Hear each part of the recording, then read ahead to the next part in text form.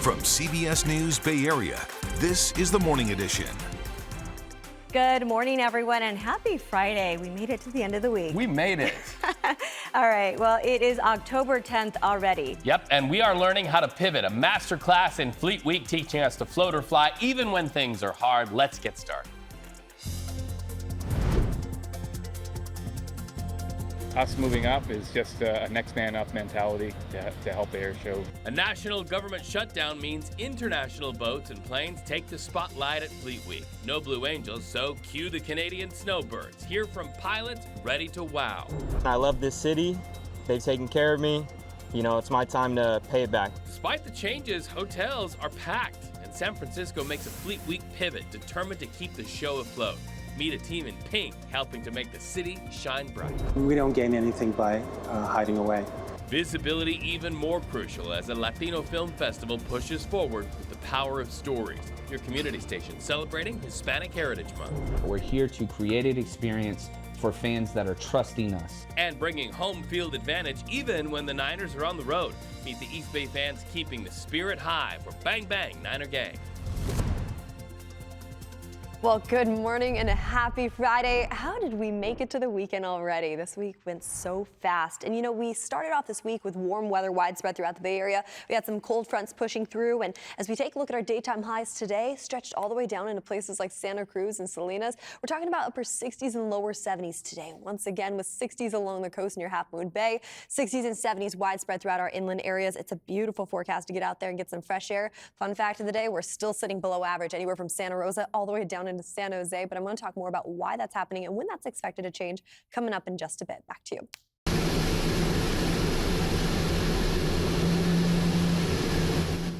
All right, you can expect to hear plenty of engine roars and see those trails of red, white, and blue in the Bay Area skies. We thank the Patriots jet team based out of Contra Costa County. They are flying proudly today as part of the Fleet Week air shows. There they go. They are civilian owned and operated. So guess what? They are not affected by all of the funding cuts that come with the government shutdown. So let's just say what it is. It's a little bit of a different Fleet Week celebration. Scaling back. The U.S. government shutdown showing us that instead of the U.S. Navy ships and those iconic Blue Angels, international talent and those Contra Costa flyers will also wow. A lot of things floating and flying out there still to keep it really going for you. Yeah, that doesn't look like scaling back at all. That was beautiful. And we're thanking our neighbors to the north, the Canadian snowbirds, that is. We'd like to snowboard around this time, Right. perhaps. Well, they're going to headline the air show this afternoon, tomorrow, and Sunday.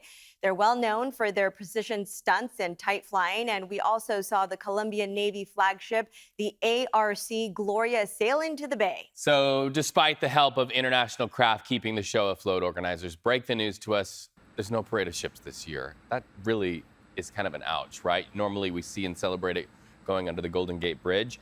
Also, we know a lot of you love those ship tours. They'll look a little different this year. U.S. government vessels won't welcome guests, but a huge ship from the Royal Canadian Navy will arrive this morning at Pier 19. Those tours start on Sunday. Here's what we're hearing from our Fleet Week friends. Get there early because on Sunday for that specific tour, it's first come, first serve. And by the way, Veronica, stay with us throughout the morning for more Fleet Week Pivot Power. We are excited, Reid. This morning, a suspect, an armed robbery connection here. A San Ramon jewelry store is the suspect now due back in court today. That is 27-year-old Jimmy Ray. He's facing conspiracy and robbery charges. Prosecutors say that he was part of a group of about 20 people who stormed the store last month, smashing display cases there and swiping out the jewelry. They allegedly grabbed more than, get this, $1 million worth of merchandise in that store. They then shot bullets at the glass door to escape. Prosecutors say only $100,000 in jewelry has been recovered so far. San Jose police have arrested an 8th suspect here in a robbery at the Kim Hung jewelry store. 19-year-old Julian Gagutan from South San Francisco has now been booked into the Santa Clara County Jail on robbery charges. Police say the suspect rammed his car into the jewelry store. Inside, they assaulted the 88-year-old store owner who suffered a stroke during that incident. As of this morning, there are still 2 outstanding suspects. Now heading to the East Bay for you, a man accused of shooting at cars on an Oakland highway. He's now under arrest. The CHP says that gunfire happened yesterday afternoon on Highway 24 west of Old Tunnel Road. At least 2 cars we know were struck. So far, no reports of injuries out there. Authorities caught up with the suspect, that is 57-year-old Carlos Ray Thomas in Walnut Creek. That was after he crashed into the center divide on Interstate 680, and then he tried to get away. Thomas is now booked into the Santa Rita jail on charges of attempted murder and shooting from a vehicle. Kaiser Permanente is cutting nearly 200 jobs in the Bay Area. It's all part of the layoffs affecting employees across the state of California. Sites over in Oakland, Pleasanton, San Leandro, and Redwood City are going to be affected. Those layoffs were revealed on Monday in a letter to the state, according to the healthcare provider. The downsizing, it's all part of an effort to adapt to rising costs. Meanwhile, more than 30,000 Kaiser workers, they're preparing to go on strike happening on Tuesday. The strike could last 5 days and impact more than 24 hospitals and clinics across California and Hawaii. We've also reached out to Kaiser to ask how this is going to impact patient care for you. Big international news. An opposition leader in Venezuela has won the Nobel Peace Prize. Former presidential candidate Maria Corina Machado, celebrated by the committee, who says Machado is a key unifying figure in a political opposition that was once deeply divided, an opposition that found common ground in the demand for free elections and representative government. The words of that Nobel Peace Prize committee. They also recognized her choice, kind of a risky choice, too, to stay in Venezuela despite threats on her life. Now, while President Donald Trump did not win the prize, we've learned he does plan to travel to the Middle East next week as a ceasefire went into effect while you were sleeping around 2 o'clock this morning. So what's next? Israel must now pull back its forces to an agreed-upon line that is still inside Gaza. After that, the clock begins to tick for the release of all Israeli hostages in exchange for the release of hundreds of Palestinian prisoners. We couldn't have achieved it without the extraordinary help of President Trump and his team. The hostages will be coming back Monday or Tuesday. I hope to be there. Plans to attend the official signing of Phase 1 of the agreement in Egypt and deliver an address to Israel's parliament in Jerusalem. All right, let's go ahead and take a look out in the bay, looking live right now. We'll see her in just a moment here. That is ARC Gloria docked now in San Francisco this morning. She's a beauty. The flagship of the Colombian Navy arrived earlier this week to a lot of fanfare. It's open for tours starting 9 a.m. tomorrow and Sunday. That's over at Pier 15 and 17. We see the crew there on the ship. Got a broom there. Yeah, taking a look over the bay and probably enjoying that view too. Fleet Week, the organizers say that despite no U.S. Navy appearance or Blue Angels this year, the show must go on, and it will. Yeah, it means our neighbors to the north are the main draw. The Canadian snowbirds arrived earlier this week at speeds of up to 350 miles an hour. Our Sarah Donchi reports they are now more than ready to put on one heck of a good show. While it might sound nice to hear our Canadian neighbors save the day for Fleet Week, that isn't how they view it. Us moving up is just a next man up mentality to help the air show. The Canadian Armed Forces Snowbirds demonstration team was always slotted to be a part of this year's Fleet Week air show lineup, but when our government shut down and the Blue Angels were forced to pull out, their team of pilots and technicians became the main event. Unlike the U.S. jet teams, we're flying slightly older equipment, as you can see. We're flying 9 airplanes in very tight formation. The U.S. teams are flying 6 airplanes. So that's what we add. Our formations are a little bit more dynamic because the aircraft's a little bit less performing. So it does give us some leeway to be a little bit more dynamic with how we fly the airplanes. While the Snowbirds don't fly as fast as the Blue Angels, they are able to fly only about 4 feet apart and hit about 7 Gs. Because they fly slower, they may be able to provide the crowd below a better view, since they can be right in front of the crowd basically at all times during the show. And it's been a while since they visited. They were last here in 2017, and it is Major Brent Handy's first time flying in San Francisco. I'd say the biggest challenge for us here is just the distraction of such a beautiful city. You know, like every time you're sneaking a peek at the Golden Gate Bridge or anything like that, it's quite a beautiful sight. The snowbird's appearance comes at a time when U.S.-Canada relations have been pretty strained, with an escalating trade dispute after the Trump administration hit Canada with tariffs and a new focus on issues related to border security. But you wouldn't know it from talking to the snowbirds, who seem very eager to perform here. How do I feel about it personally? I feel disappointed that we're not going to be able to showcase alongside our brothers and sisters in the U.S. military. That's a big part of our mission, is to just demonstrate that cooperation we have between Canada and the U.S. At the end of the day, we're neighbors. We're always going to be neighbors, and we're always cooperating militarily. And we're looking forward to the show. And for those who are excited all about the air show happening this weekend, here's a look at the lineup for you. Opening ceremonies, they kick off today at 12:15, followed by several civilian and international performers out there. And of course, it all leads up to the main event, the air show from the Canada Snowbirds. That starts at 2:48. And this afternoon, you could check out our San Francisco Fleet Week Spectacular, of course. We have the air show, and we talk to people in attendance, the live action. It all starts at 2 p.m. here on CBS News Bay Area for you. 6:11, you made it to Friday, Fleet Week friends. We know many Bay Area families have friends or family in the Philippines. Well, look at this. You see those things shaking from a ceiling there? Major earthquakes hitting. We've got an update on the damage caused. And it's meant to help with insurance rates for California homeowners. The new law just signed by Governor Gavin Newsom, what it entails.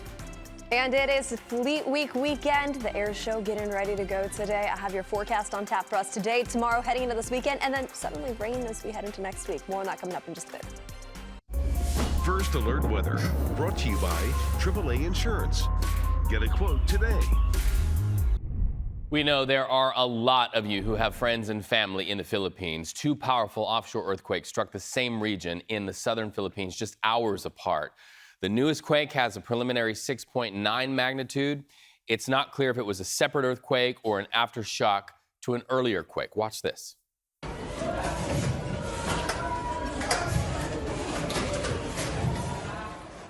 You can see the swaying lights there and then hear the people reacting. This surveillance video shows the moment the 7.4 shaker quake hit. You can also see people quickly jump under things to try to protect themselves. We're going to continue watching that video as it comes in throughout the morning. But right now, officials say at least 5 people are dead. There are early reports of damages to homes, to buildings, and even to bridges. You can kind of see here where the earthquake's epicenter was and how close that was to shore.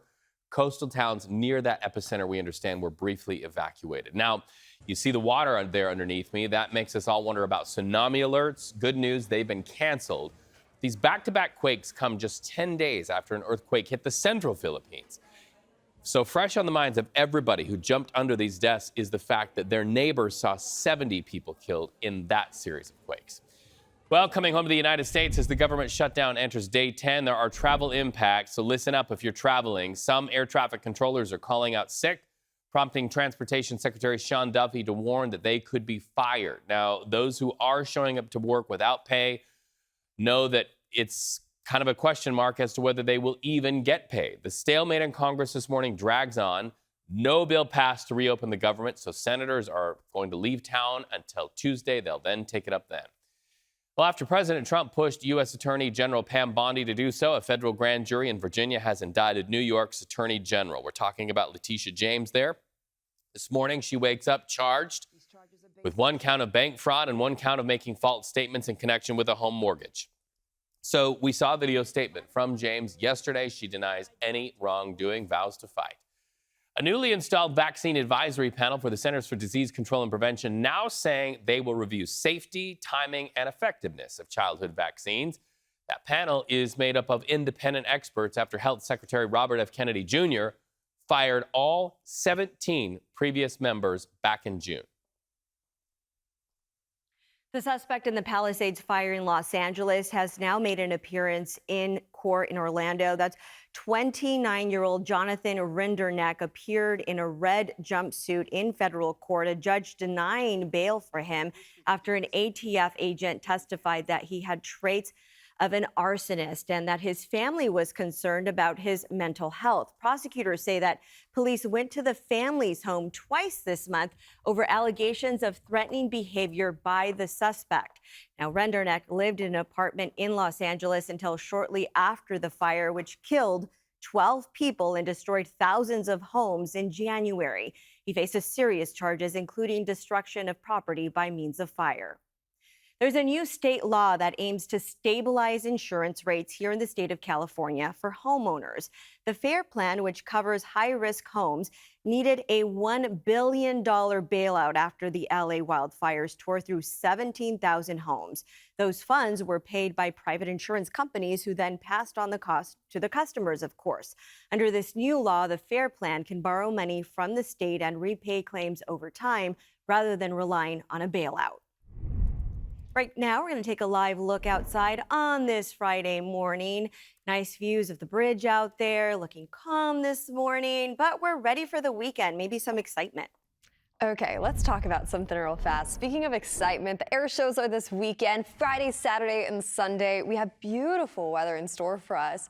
One of my favorites is actually the 777 from United. What a cool sight to see. Now, as you make your way outside today and tomorrow, you're going to notice some changes. We're still holding on tight to daytime highs sitting in the 60s and 70s, pretty much everywhere from Napa all the way down into Santa Cruz, up along the peninsula, off into the Santa Clara Valley, and then all the way up into the North Bay, too. So temperatures pretty average for this time of year, not by too extreme numbers. I mean, we're talking about daytime highs about 3 degrees below average in San Jose, 2 degrees below average into San Francisco. Let's head all the way up into Santa Rosa.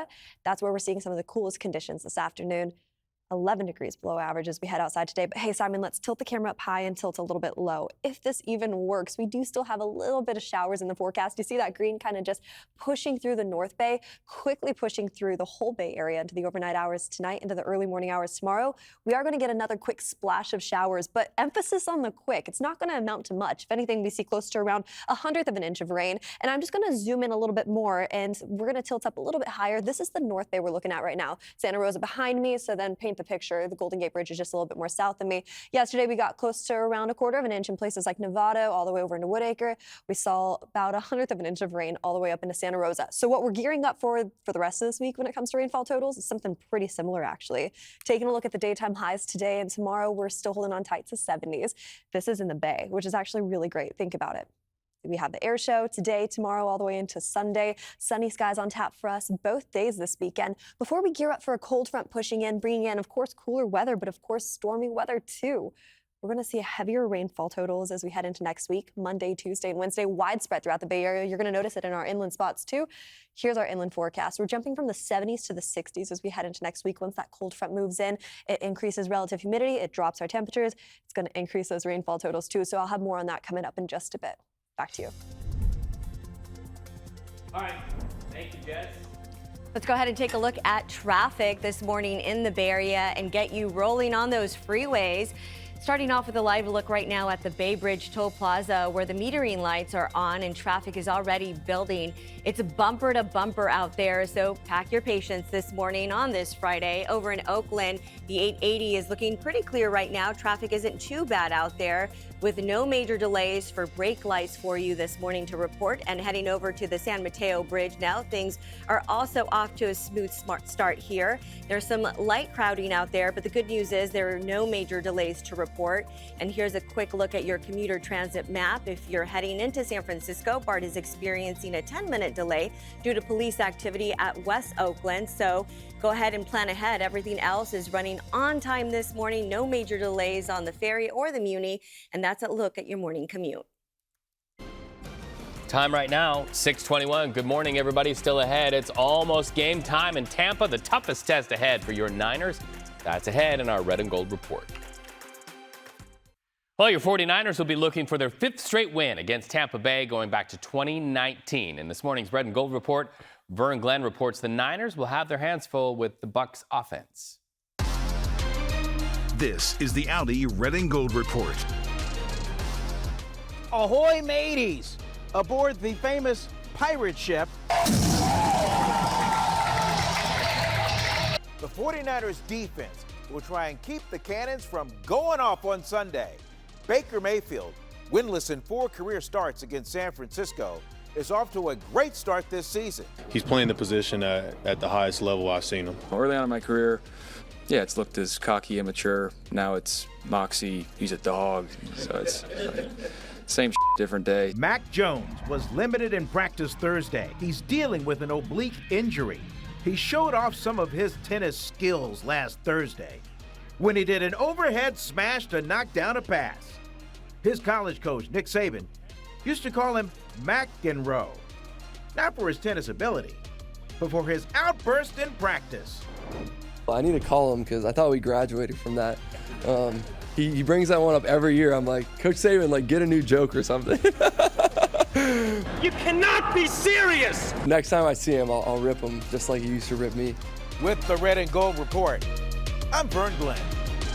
Thanks, Vern. Well, time right now is 6:25. Good morning to you. Hundreds of you down in Salinas told to boil your water.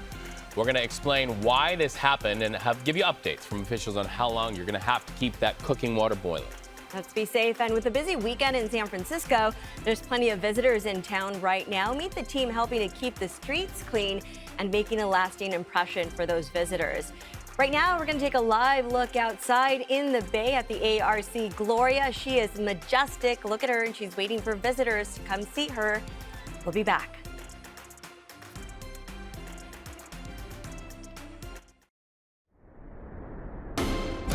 From CBS News Bay Area, this is the Morning Edition. All right, good morning. Look at that, our pyramid in red, white, and blue out there. We are ready for Fleet Week, and everyone in San Francisco excited to see over at the Bay this majestic ship that came in from our neighbors from Colombia, the ARC Gloria. She's glorious.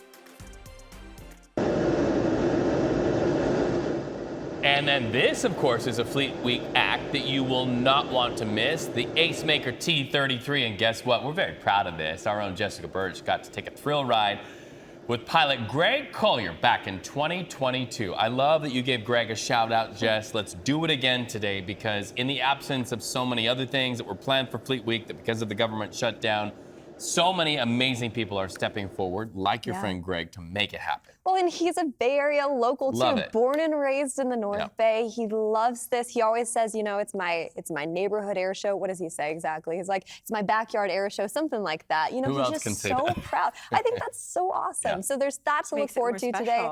There's the snowbirds, exactly. There's the snowbirds to look forward to today. The 777, I'm not sure if you guys have ever seen it, but they do all the crazy tricks just above the Golden Gate Bridge. I'm really excited for this air show. How do you not get pukey up there? I'm just going to ask the gross question. When it's doing all of that, Do you and think we saw that people amazing at video. 6:30 in the morning really want to know? They want to know. How do you hold on to your cookies? Heavy breathing. You don't eat beforehand. Okay. Limited water beforehand. So you get dehydrated up there, though, for Really? sure. Yeah. So cool. Yeah, it's going to be exciting to see it today. A little sad that we don't have the military out there, but it's going to be okay. Greg's got us. Greg's got us. Will it be clear out there for people to see is the question, That's too. a great question. Is it going to be clear? And here's the thing. That's what we're gearing up for as we head into this afternoon. We have some interesting weather as we head into the next 24 hours. And I want to kind of paint that picture for you real fast. We start off with daytime highs today in the 60s and 70s, widespread throughout the Bay Area. This is what we're gearing up for once again, very similar to yesterday, where we're about 9 degrees below average in places like Livermore. We're about 11 degrees below average all the way up into Santa Rosa. But tilt that camera up a little bit higher. I want to show you something. We do still have some light rain in the forecast as we head into the evening hours tonight, mostly pushing throughout the North Bay, but we do get this quick band of showers into the overnight hours tonight. Don't be too alarmed, because by the time we wake up tomorrow morning, we're drying up once again. And then we're talking about a lot warmer of a forecast on tap for us around the corner. So I'm going to have more on that coming up in a bit, and what you can gear up for when it comes to the air show and all the other fun events happening here in the Bay Area. Back to you. All right, Jess, thank you so much. Over in San Jose, we have a sad update to an assault at a light rail station. The man attacked has died from his injuries. It happened September 29th at the Gish station. Police are not saying who the victim is, but they say they found a 42-year-old man unconscious with injuries to the head. Now, you are looking at the person that police have arrested, Brandon Freishaw, arrested on suspicion of attempted murder. Deputies, in fact, tell us that Freishaw may also be connected to a separate attack at another VTA station. Well, good morning to hundreds of Cal Water customers in Salinas, where we are told you remain under a boil water order after a water main break in the Toro Park neighborhood. Our cameras caught it. That break created a river of water that just flowed right through this neighborhood near Highway 68 from Anza Drive to Maleta Drive. Tap water is now safe for showering. You can wash your dishes in it, but you're still going to need to boil if you're going to cook or drink with that water. That's why you're seeing people bring in some water. Cal Water hopes to lift that boil order by tomorrow. We'll keep you posted on that. Hey, moving on the map now to the East Bay. The Bay Area district hits the Marathon Martinez refinery with a $372,000 fine for more than a dozen air quality violations. So these violations include tank-related issues, uncertified pieces of equipment, and some reported delays. The district says a portion of the money will be used to reduce pollution in that area. Marathon Petroleum, though, says they corrected all of the violations. Let's go back to our Fleet Week coverage for you. Looking live at ARC Gloria, docked in San Francisco this morning. She is here. She's glorious. The flagship of the Colombian Navy is open for tours. That's starting at 9 a.m. tomorrow. And then Sunday, that's over at Pier 15 and 17.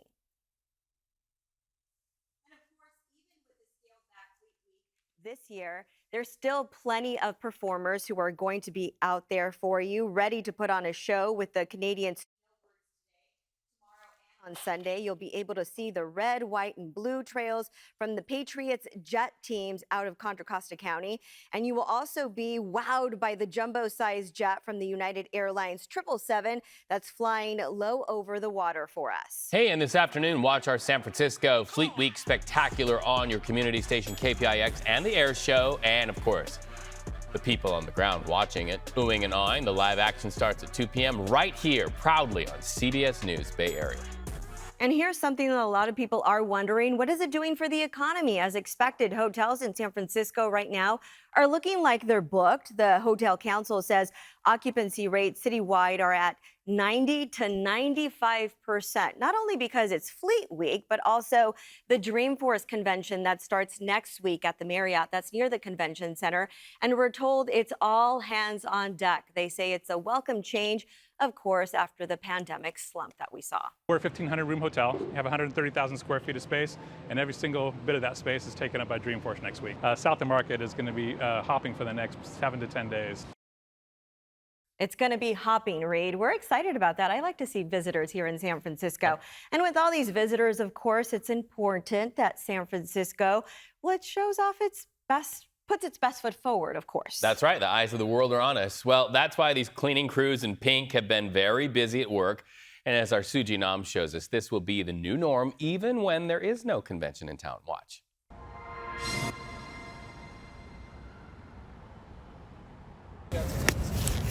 Guillermo Matos, who goes by Mo. Right now, I'm grabbing the water hose, going to connect it to our wand, and we're about to get started pressure washing the block. Pressure washes the streets in the Yerba Buena neighborhood, starting at 6 o'clock in the morning, 5 days a week. It's something I love doing. I love this city. They've taken care of me. You know, it's my time to pay it back. Mo has been a pressure washer with the Yerba Buena partnership for more than a year, cleaning roughly 18 blocks in the neighborhood. And now, his hands and arms will get busier. Let's rock and roll, guys. The San Francisco Downtown Development Corporation, that helps fund the Clean and Safe team, announced they will be expanding their twice-a-month cleanups along the Moscone Convention corridor to now every day of the week. I come out here, I clean, and business owners, they'll stop and let me know that I did a good job and they appreciate it. It helps bring in customers. And city leaders say they're seeing an uptick this year. Nearly 60% more scheduled events at the Moscone corridor this year compared to last year. Shola Olatoye, the head of the SF Downtown Development Corporation, is excited to be a part of beautifying the city, and not just for convention season. So important that visitors to our cities, people who work and live in downtown, really feel that it is a place for everyone. The additional cleanup, Olatoye says, has far-reaching impacts. Crime is down 40%. We have convention bookings that's up 60%. I think people are recognizing that there is a real momentum here. According to the Downtown Development Corporation, the increased convention bookings represent over 659,000 hotel night bookings. And the head of the Yerba Buena Partnership says the cleaning isn't just for visitors. We've seen 24 new small business restaurants and bars open up. And we have 11,000 residents who live right here within a block of the convention center. This thing is so fun to drive. I love this job. And ambassadors like Mo are the force behind the beautification of the city of San Francisco. I feel like San Francisco gets a bad rap. It would be a lie to say that it's always clean, but that's what we're here for. We're here trying to get it clean. He looks forward to being a part of an even greater effort of making his hometown shine.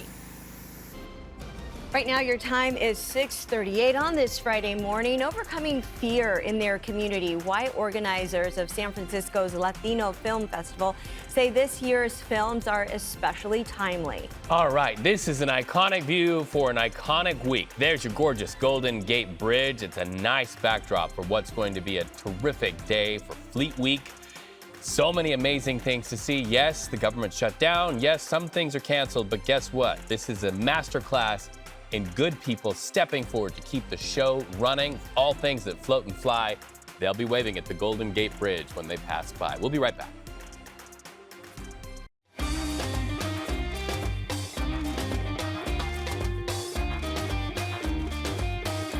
Una Familia, one family. Your community station singing and celebrating Hispanic Heritage Month, and Latino Pride is going to shine bright on the big screen this month. Yes, buenos dias, familia. Organizers say that this year's festival is more important than ever with rising tension over immigration policies. Lorena Ayub shows us how this film can inspire community empowerment.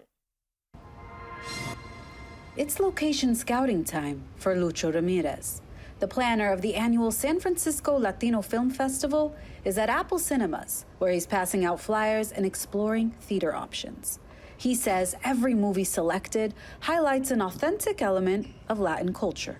These films show us the diversity of different communities across the Americas, and it's something that I think is very necessary for us as film consumers. And one such film that will be featured in the festival this year is American Agitators.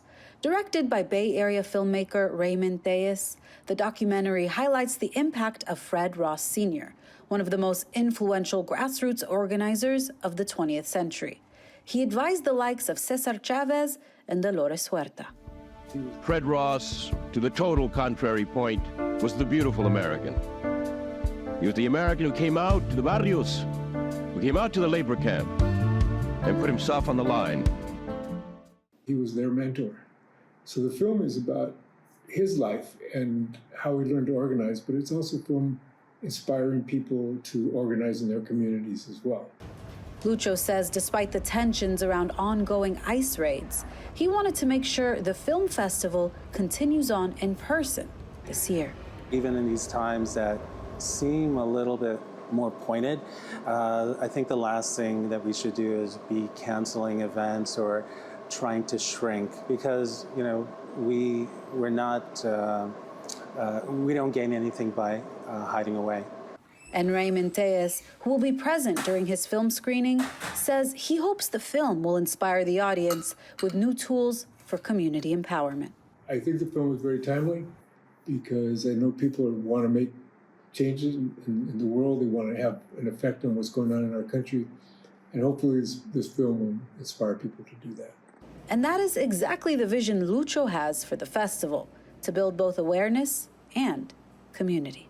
It's important for a lot of arts organizations to continue to do the work that they do because it does bring joy, and we're still here and we're not going anywhere.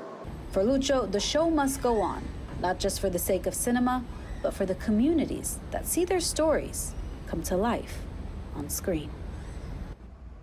The Latino Film Festival, it runs from the 23rd this month through November 6th. Tickets and information are available at cinemassf.com for you. And of course, be sure to watch our special Una Familia. That's happening next Thursday, October 16th. That's starting at 7:30 right here on KPIX. Gianna is going to be co-hosting with Len Ramirez. Time right now for a look at what's coming up later on CBS Mornings. Nate Burleson joining us live from New York. Nate, good morning. And anytime I hear the name Steve Hartman, I know that I have to reach over and grab a tissue. What are you telling us about him and what is he working on?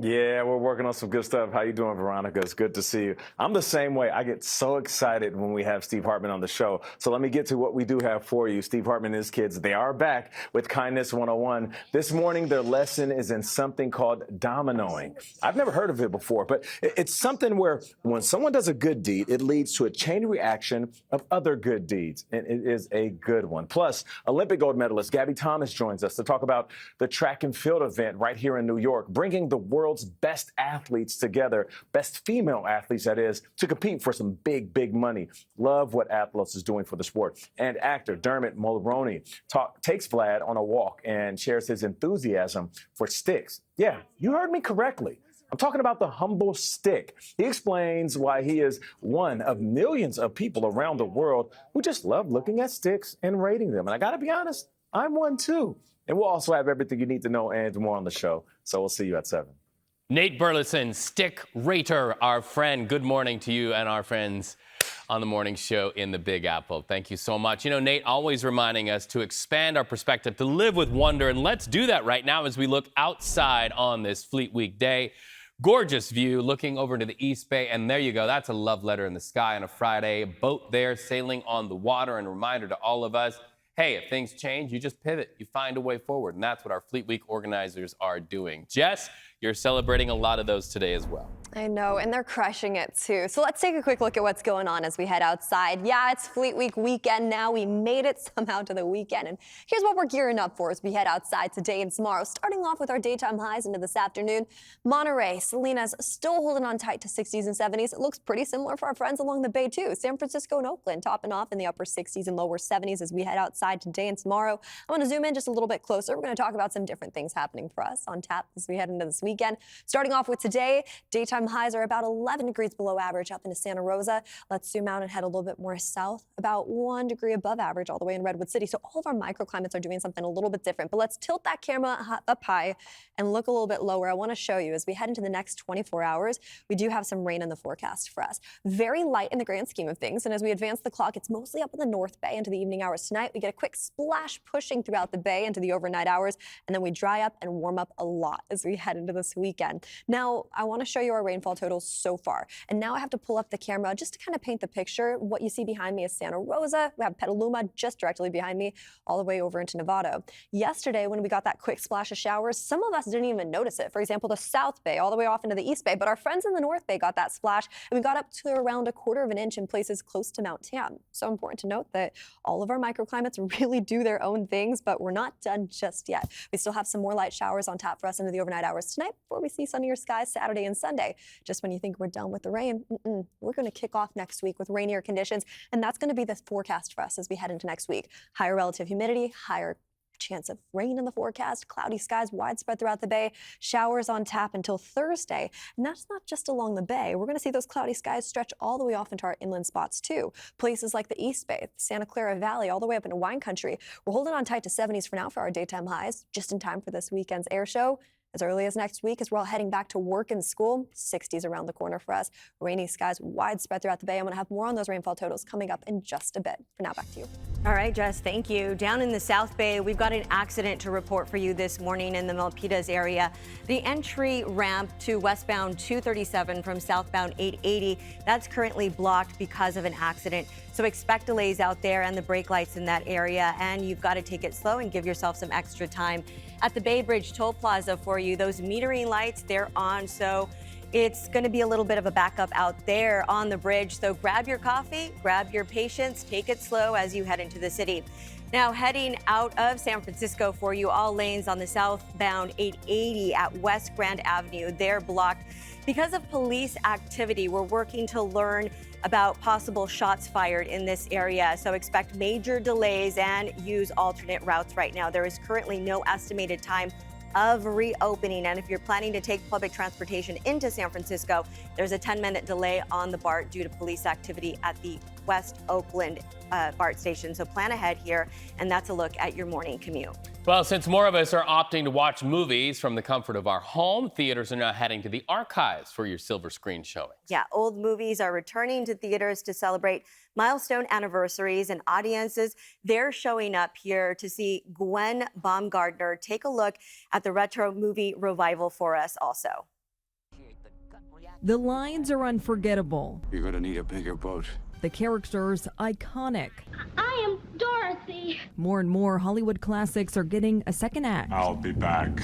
The old box office hits are returning to theaters in a new bid to sell more seats. This is a big shift this year. J.D. Connor is a cinema professor at USC. Movie theaters are trying everything. Discount Wednesdays, the loyalty programs, all these things seem to be moving the needle, but the revival screenings where they can guarantee a pretty full house, that seems to be working a lot. Hollywood's TCL Chinese Theater is showing Apollo 13, marking its 30th anniversary. Jim came for the matinee. I'm retired now, so I can go whenever I want. Avatar and Toy Story are back on nearby screens, and not just for the sake of nostalgia. Houston, we have a problem. Movie theaters are struggling to find content. Runtimes have drastically shortened. AMC CEO Adam Aron says a typical new release used to run in theaters about 74 days. Post-pandemic, that shrunk to about 45. And if the studio sees a flop, they might pull it after just 17 days. That leaves a pretty wide opening for new audiences to see the greats gathering dust on the shelf in their big screen glory. The experience is just totally different. Yeah. So I wish they would bring more movies back. Bringing the classics back to the future. You kids are gonna love it. Time right now, it's 6:51. Good morning, everybody. A battle of first-place teams means the Niners could use all the support they can get. And guess what? They're getting it. Traveling fans bringing that Niner gang spirit even on the road. In the 24 different stadiums, and you see the red everywhere. That Niner spirit, it travels, everybody. Meet the man bringing a red and gold rush to Tampa. Time for a look at your Money Watch report. The Dow in positive territory as we take a live look at the big board this morning. And, you know, we're starting to see reports that the prices of oil are down today, and that's likely why you're seeing us in positive territory. We'll continue watching that throughout the day. Well, the federal government is shut down, but the Bureau of Labor Statistics is calling some staff back to work. The workers will be preparing the Consumer Price Index report, which is a closely watched inflation gauge that impacts Social Security recipients. A Trump administration official says the data will be published before November 1 because it's needed to calculate 2026 Social Security payments. Taylor Swift breaks a new record. The Fate of Ophelia single broke Spotify's record for most streams in a single week. That knocks Miley Cyrus's Buy Myself Flowers off the record for most streams. Well, the 49ers are on the road this week, and hundreds of faithful will be heading to Tampa Bay. Niner fans have become famous for taking over opposing team stadiums. We like that. Kevin Coe introduces us to a former football coach who went from drawing up plays to rooting for the Niners for a living. John Chapman still has the jersey. That is the inspiration to a lot, man. That is my most prized possession. Grew up in Dallas, 9 years old, fought with my stepdad all the time. He was a Cowboys fan. And so just to make him mad out of spite, I asked for a Jerry Rice jersey. Bleeding red and gold as a 9-year-old, John always loved football and later coached Texas high school football for more than a decade. Then one day, he decided to give podcasting a try, calling his show the 49ers Rush Podcast. How do you like them apples, baby? As thousands of 49er fans tuned in, John was also making sure just as many fans could participate in one of his favorite pastimes, 49ers Invasions, where fans fill up opposing stadiums on the road. Trying to give a place at the road games for 49ers fans to link up. I used to travel games by myself, and so like I would show up with like a six-pack or whatever else. And now, John shows up with the party. For For the past 6 years, John and a team of 12 host 49ers Rush Road Invasions, holding weekend-long Niner events wherever the team is set to play. We're not here about money. We're not here for that. We're here to create an experience for fans that are trusting us. With a lot of people's time, this is their first game ever. That was the case for the Lopez family. It was something that I'll remember for the rest of my life. Alex, Josh, and their mom Joyce create 49ers fan content online. John saw their story and took them on their first 49ers road invasion in Seattle. That trip was wonderful. Shout out to 49ers Rush podcast. John Chapman, love you. What if I would have asked for a Carolina Panthers jersey at 9 years old? You know, and no shade against them, but like, you go to these stadiums. I've done events at 24 different cities. So I've been to 24 different stadiums.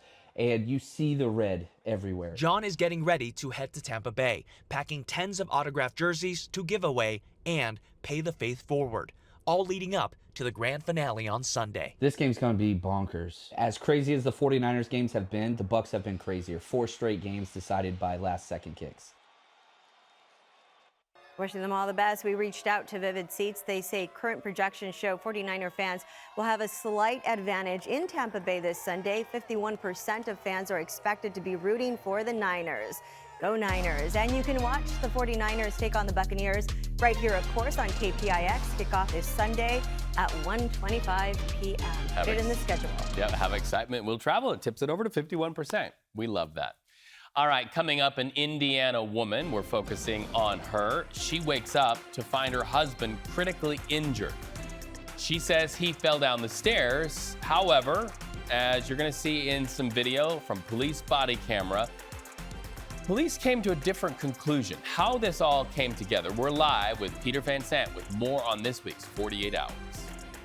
And this weekend, there's plenty to do, of course, here at home in San Francisco, including the Italian Heritage Festival and the parade out there. We're live with event organizers for you with more on the celebration preserving Italian culture in the city of San Francisco. Makes me want to slice and some pasta and some amazing sauce. We love these community events. We are your community station. North, south, east, and west, no matter where you are in the Bay Area, that sunrise and our gratitude for you tuning in belongs to you. You're a part of us, and we thank you for that. We just want to let you know, we're going to head on over to Pix Plus 44, cable channel 12. CBS Mornings takes over from here, but we hope you join us because we've got some Fleet Week news.